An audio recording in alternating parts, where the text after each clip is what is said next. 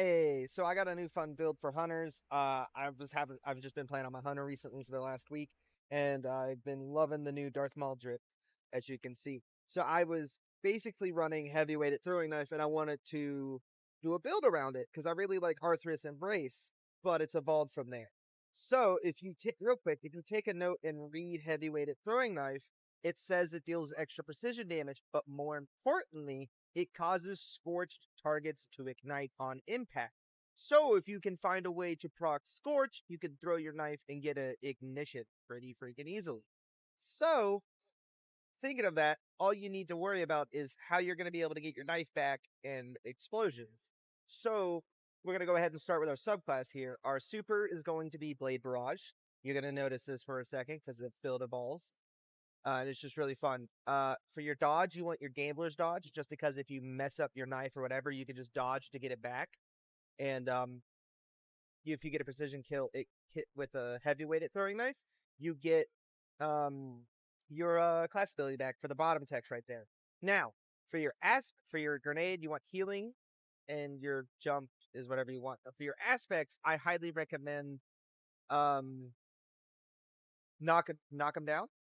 Primarily for the Radiant gives you your throwing knife back if you get a kill while Radiant from your throwing knife. So it just feeds into itself. On top of that, it also buffs our supers. So, just, double trade. Now, you can go with whatever you want here, either on your mark or Gunpowder Gamble. I like Gunpowder Gamble because it's more ignitions and more grenade throws and more stuff to just throw. I like random bullshit go. So it's either or, but I highly recommend Gunpowder.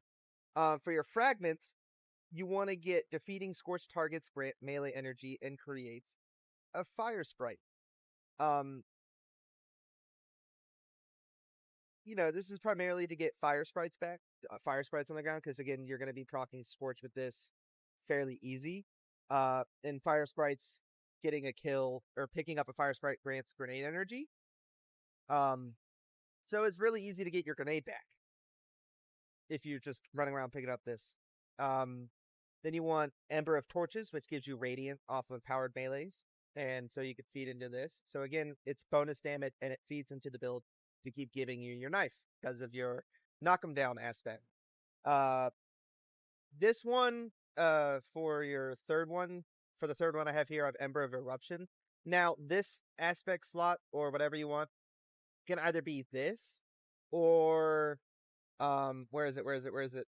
You get restoration from picking up what's it called? Restoration from picking up fire sprites. So it just, feeds you, it gives you a little more uh or Ember of Mercy, picking up a fire sprite gives you restoration. So it's more resilience and more survivability. It's either this or eruption. You can interchange the two. And then the fourth one I'm using is Ember of Wonder, rapidly defeating multiple targets with ignitions generate orbs of power. This, since we're already igniting a shit ton of targets, this just goes into to each other. So it's just, scorch, throw your knife, ignite, get kills, and you spawn orbs. This is why I'm like, it's very iffy because I like the more ignition area because it does more damage and it allows me to be a little more lenient with how close enemies are. So you can get the kills and get your orbs.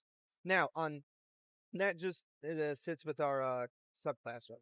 So now let's go to our armor.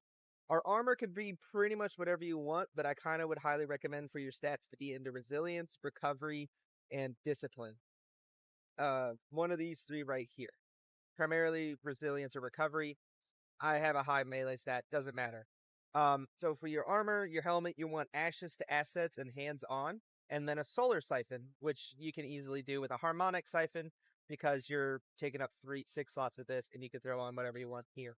But primarily, this gets you more super energy on grenade kills, does, which gunpowder gamble does give you this, so you can throw a nuke and get super energy from it.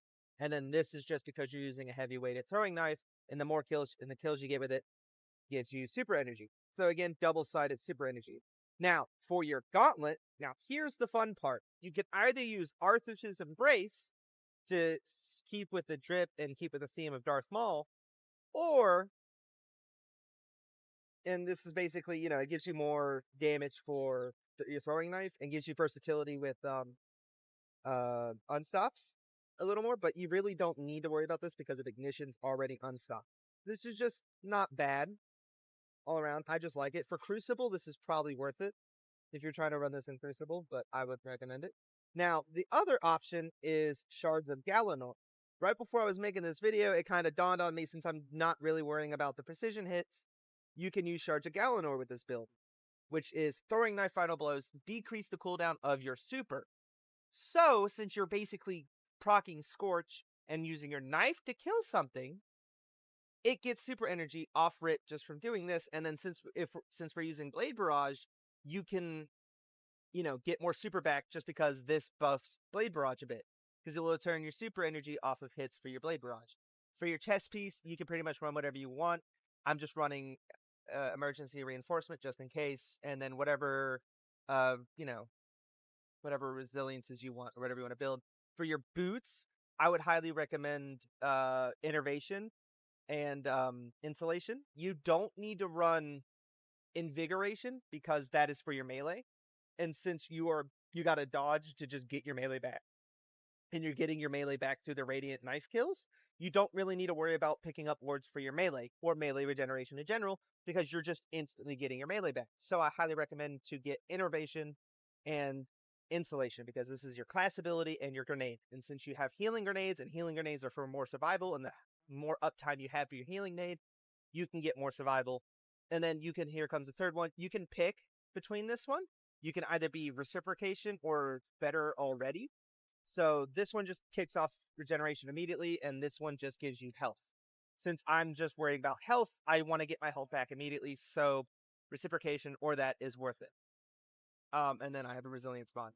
It doesn't matter what you run on that. But for your class ability, or for your class armor, you want to run Bomber, which reduces your class ability when you're reduces your grenade cooldown when you're using your class ability.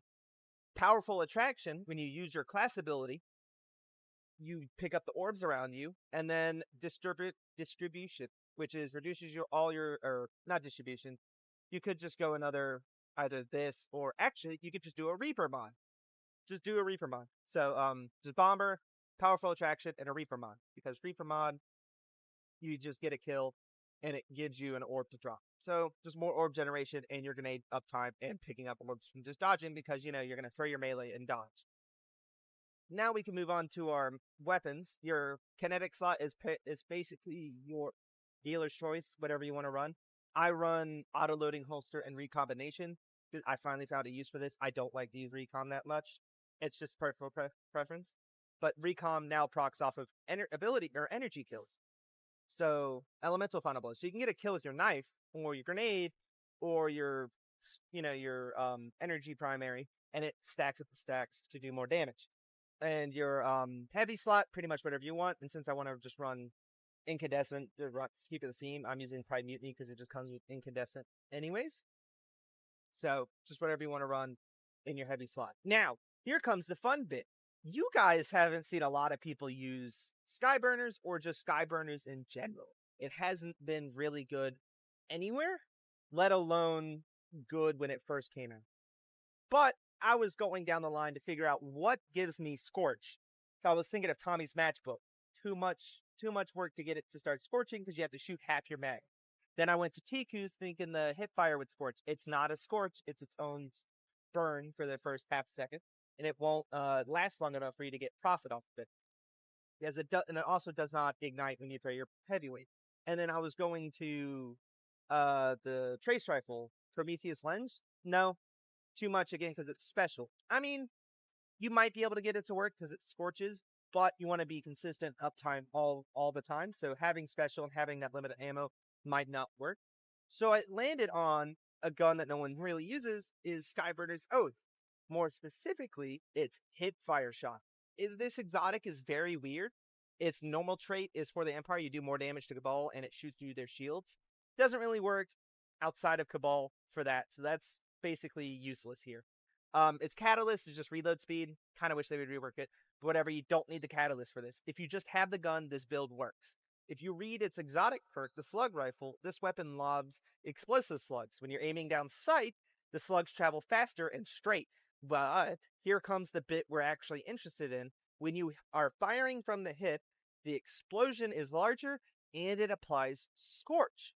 So, all the other stuff that requires you to throw a grenade or wait a lot more time to get scorch gets thrown out the window because this applies scorch immediately with your hip fire. So all you have to do is hip fire a target, apply the scorch, throw your melee, ignites the target, kills everything around it, spawns orbs, and that's the cycle for this build. So, is basically run in with skyburners, hip fire a target, hit the big target with your skyburner so it doesn't die. Throw your knife at it. If it gets the kill, you get your knife back. If you don't, and it ignite, and even if you kill it with your knife, it should explode. If you hit it and it doesn't die, it's gonna die to the ignition because you have applied scorch. And that's basically this build as a whole. You are running around, throwing all the knives you want, getting your super back, throwing bigger knives, and then throwing explosions. This build is really, really fun. I haven't tested it out in a GM or anything higher, but anything below, it's really fun and useful. Just hope this helps for you guys because it's really fun for me. And also, don't be afraid to ask for help.